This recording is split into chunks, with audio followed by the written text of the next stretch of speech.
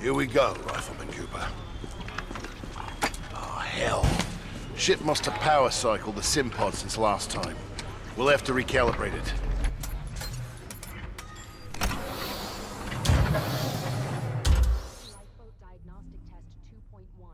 Are you fucking kidding me?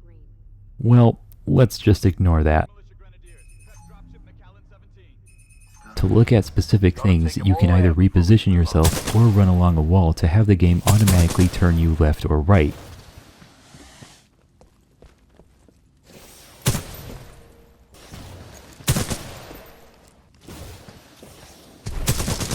And that's basically the entire video. Do you think there are people out there who struggled to get under 2 minutes in the gauntlet? Because I sure as hell didn't. Sadly, there are no pigs on this planet to kill. The first enemies we fight are a bit downhill from us, which is actually bad. When an enemy is below our crosshair, there's basically no way for us to shoot them, so we have to rely on gravity. I usually don't like the Flatline's horizontal recoil, but considering the challenge, it may actually be better than most other weapons. After we put on the pilot helmet, we are pointed upward, which makes it annoying to deal with the enemies in this area.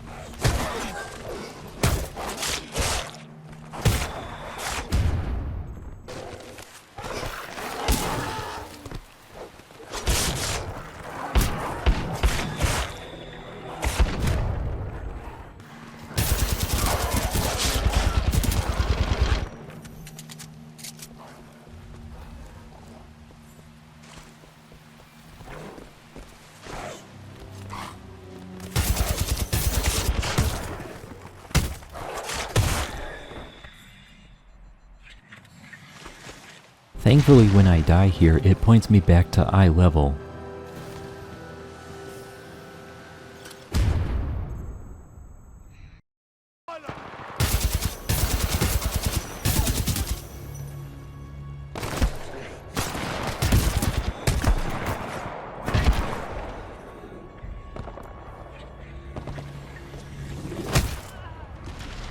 As a pilot, you can hack specters, which obviously given the challenge will be a big help. I made the mistake of kicking one of these robots, which pointed me at the ground. It didn't matter though because I very quickly found a battery and that reset my angle.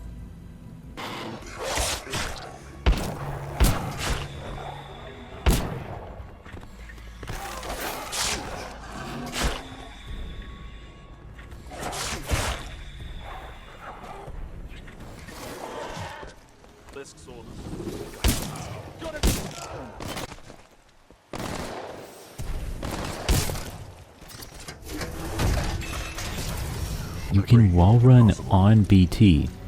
Okay then. There was a mishap that caused me to be pointed in the exact opposite of the direction I wanted to face. This is bad because you can't wall run backwards. Fortunately, the wall that we need to run on has a bit of a crease in it, and whenever you run along a wall that has a crease or a curve like this, it will rotate you.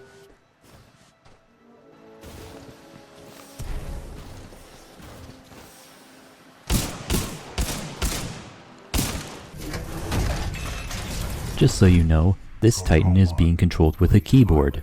A Lenovo keyboard. This video is sponsored by... Nah, I'm kidding. At this point in the video there was going to be an actual sponsorship, but I am apparently undesirable to corporations. So now we have to defend ourselves from some enemies with no ability to move and no primary weapon. We must survive in this state for about 80 seconds.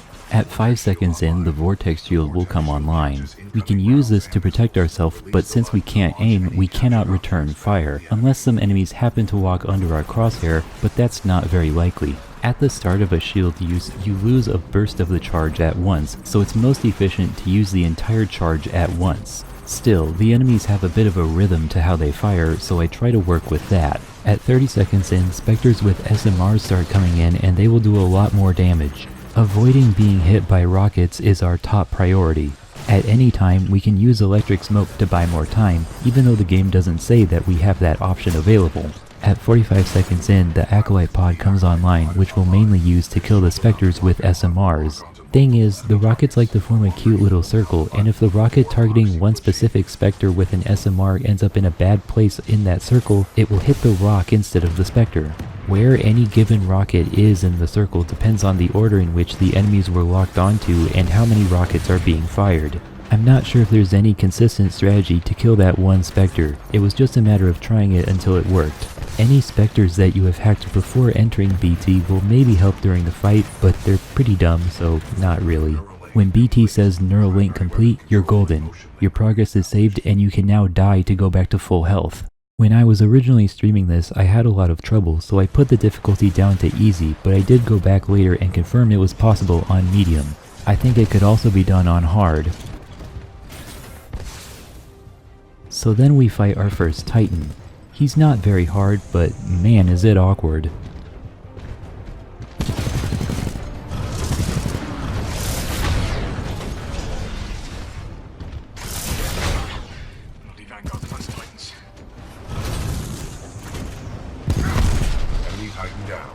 Our goal is to rendezvous with Major Anderson, who is sent to a mysterious location by Commander Sarah Briggs, who is special for being the only non-villain woman in the game with a face. Just so you know, and like I said earlier, this was a stream, so some of the footage is not very high quality.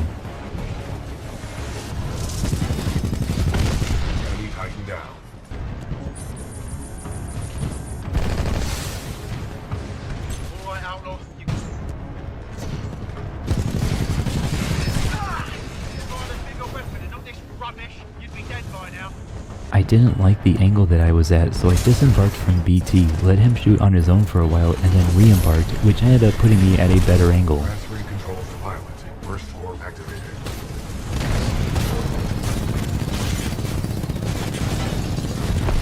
Enemy Titan down.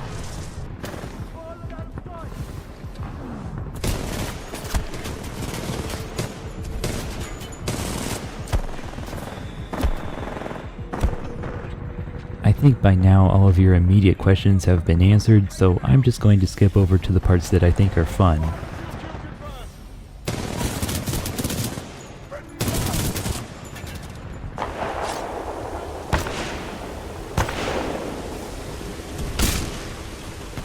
Alright, scrubs, enough's enough. I'm coming down.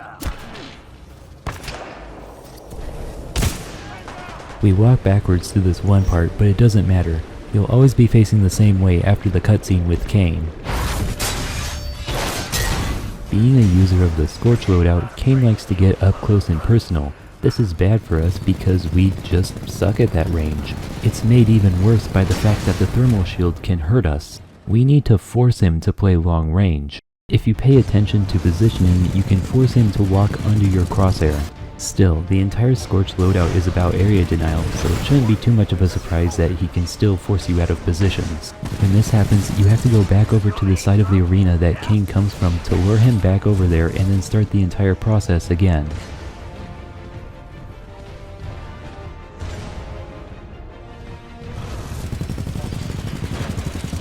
First floor ready.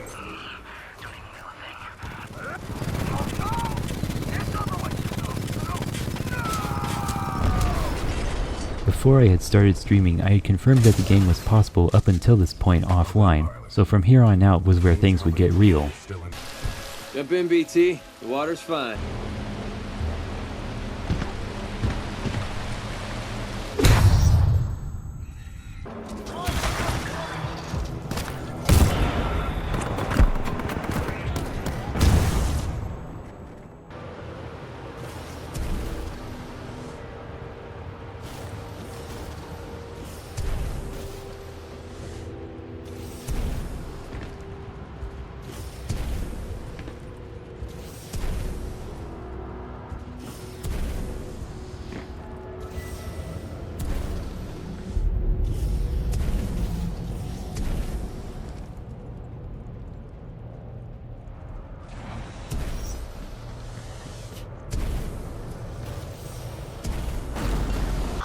The houses contain weapon caches. I saw them being loaded off the assembly line. Your tactics are impressive. I'm sure Richter seems to mind if I deploy a few more units. Deploy additional Richter to test the sonar. You are clear to engage. Opening the door. squad, prepare for dog breach. If you pause during a wall run, your camera will continue rotating to its destination. This is useful on walls that you can't hang on for very long. And yes, this does weirdly mirror that one bug from Half-Life 2.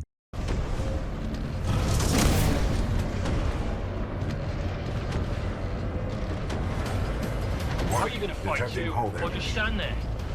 So now we fight Ash, who is special for being the only villain woman in the game without a face. Maybe.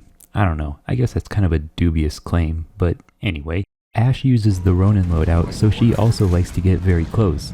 The entire focus of the Ronin loadout is melee, so it's actually even worse than Kane. Due to the layout of the arena, anytime we back up, something which we have to do fairly often, we'll be moving uphill. As a pilot, your melee attack may point you up or down as a side effect, but as a Titan, you're just out of luck. Expedition's electric smoke is nice to have, but it's not going to carry us. Much the same story for the Acolyte pod.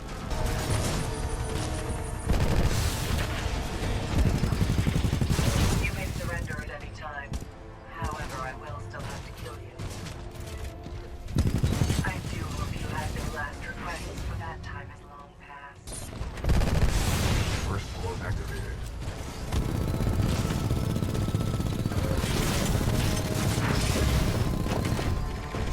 Impressive.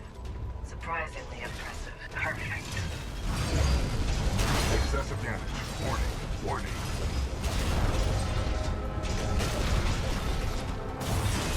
You should not have done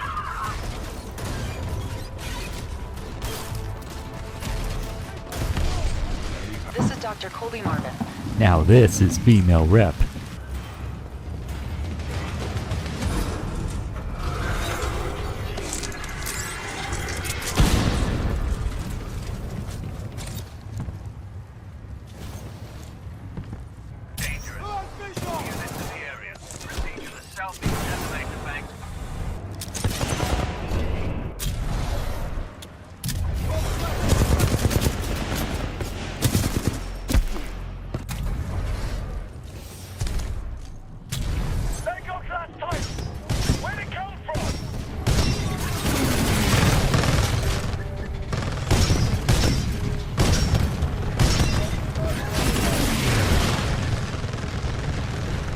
Salvo core ready.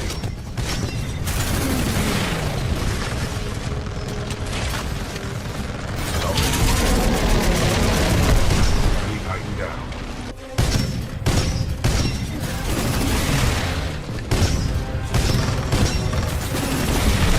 Enemy Titan down. Patching in.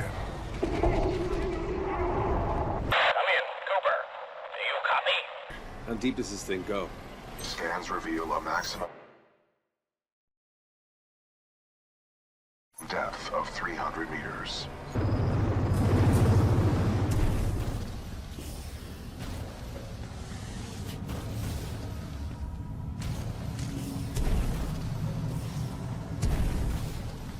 That's the pilot? He must be crazy making those jumps. That's him! That's the pilot! He's gonna make it! I thought he was gone for sure!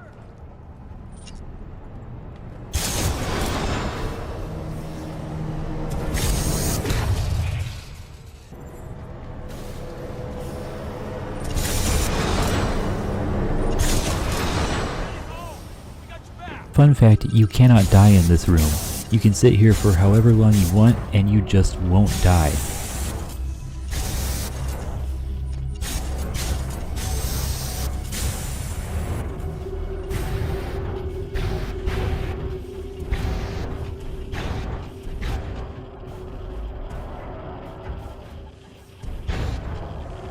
Power at 100%. If you use the arc tool on some stalkers that are being held in racks, you can turn them over to your side. They can shoot enemies for you or at least be a distraction.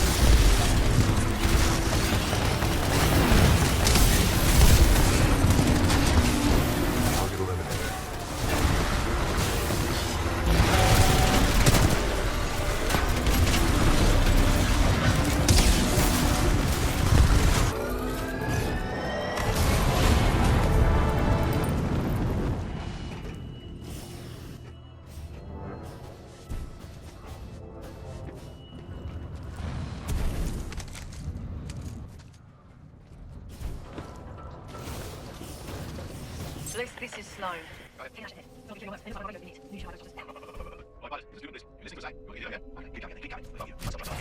Hypothesis. The dish will automatically reorient itself once the new module is installed.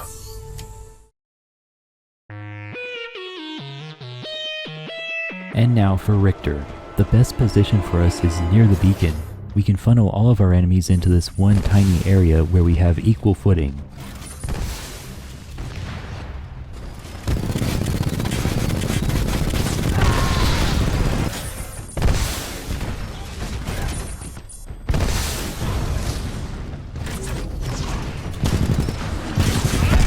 Enemy Titan down.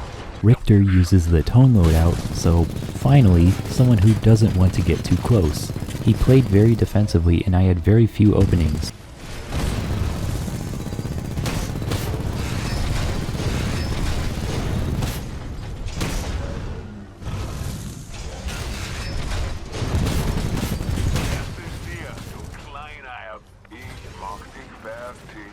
Warning. Our reactor is unstable. Replacement battery required. Battery required. I nearly died, but I picked up every battery in the arena and then attempted to lure him to the beacon. No matter how long I waited, he would not bite. I could hit him with rockets, but that accomplished very little. A Titan's body shield is the bar above their health bar. The body shield will completely negate damage at the expense of its own charge. The body shield will begin to recharge after a certain time based on how powerful the attack was. Those rockets just weren't enough to make any real dent in him. At some point he kinda just decided to not take cover anymore and he paid the price.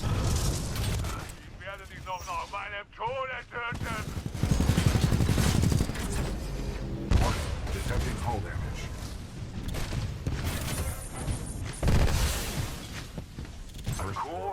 Riecht nach Verzweiflung.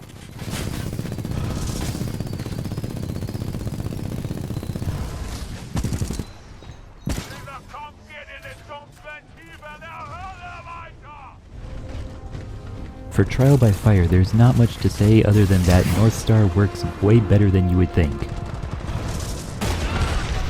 Titan down.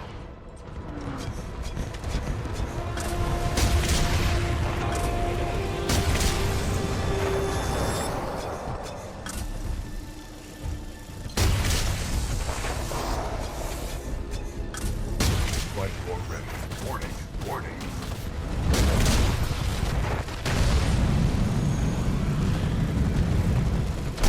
Flight core.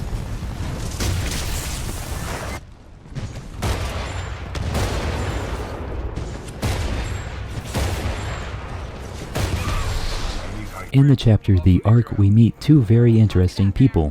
One is Gates, who is the only non-villain woman in the game without a face.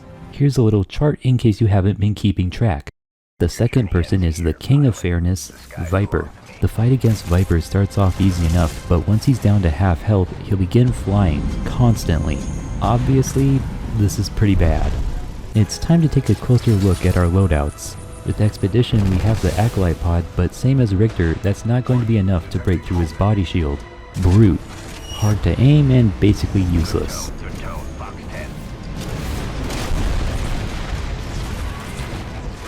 Scorch, absolutely useless. Tone seems like an obvious choice because of its homing rockets, but the thing is, the primary weapon is our main way of achieving locks, and it's really hard to hit Viper with this thing. We have the Sonar Pulse as a backup, but because of its very long cooldown, I quickly concluded it would not be viable. Maybe I could let BT fight him on his own, that way I don't have to aim up. North Star? Flight core offline. I tried restarting the chapter so I could get some better pilot weapons. The checkpoint caught me at such a bad angle that I had to restart again.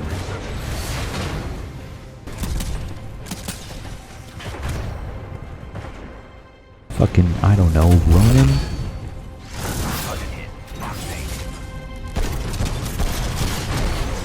Oh, that actually was not bad. Sword blocking will largely negate his core, and phase shifting will let you escape his tether traps. You want to get him as far below half health as you can manage. Once he starts flying, switch over to something with an acolyte pod. You want to keep his body shield down for as long as possible so you can generate as many new rockets as possible. Initially, I found this too hard to do on medium, but just like with that one thing at the beginning of the game, after I finished streaming, I went back offline to confirm that it was possible on medium. Warning, our reactor is unstable. Replacement battery required. Viper 1 lost control. I'm losing control. Using a weapon that doesn't require you to aim is actually not hard. Pretty much everything goes fine until we get to the final boss, where we fight off against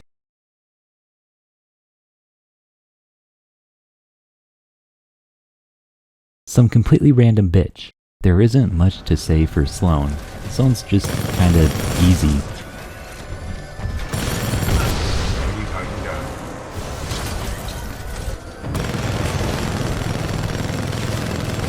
Smart ready. Sorry, mate. I've got a snake pilot. This is more entertaining. Old weapon priming sequence Get him passing back. stage 2. Coordinates locked. Report system. Planetary designation. Harmony. Detecting hull damage. Smart ready. Goodbye, you little bastard. Old weapon passing stage 3. Calculating spacefold projection. Alright, you know how to shoot. It's gonna do you no good. Oh, bugger. You're really making me work for my pay, ain't ya? I'll give you a tough little bugger, ain't ya?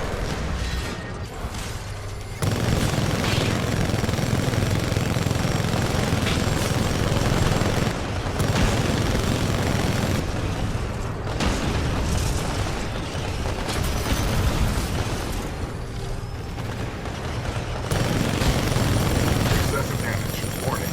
Warning.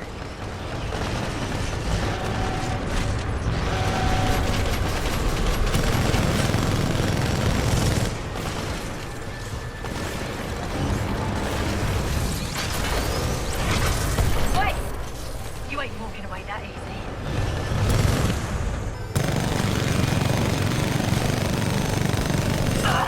I will not be destroyed by some pitiful excuse for a pilot. Smart pilot. The final wall running sequence is awkward because the game ends up pointing me towards the ground.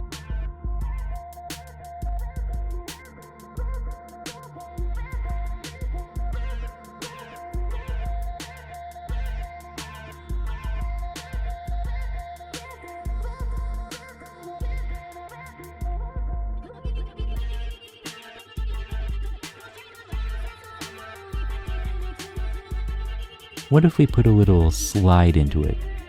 Oh, okay then. Well, thanks for watching. This is a Half-Life channel, so if you want to never see anything like this ever again, please like and subscribe.